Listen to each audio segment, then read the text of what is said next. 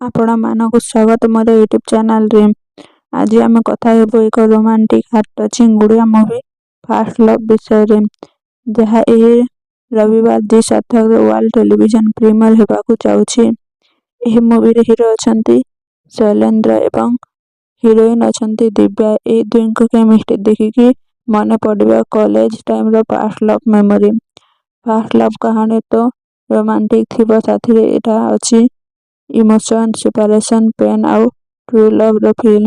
Hero Shailendra natural acting आउ heroine दिव्यांकर innocence movie को अलग चार्म दे देछि।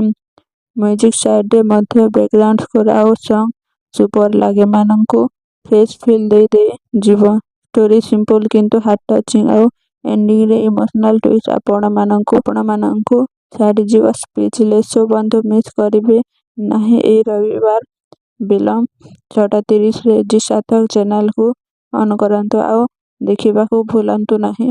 फास्ट लव एक सुंदर रोमांटिक कहानी जहाँ आपनको दिल को छुई जीव। वीडियो भल लगे लाइक शेयर एंड कमेंट करंतु, चैनल को सब्सक्राइब करंतु। निज ओडिया फिल्म अपडेट पाई देखा नेक्स्ट रिव्यू रे। धन्यवाद बंधु माने।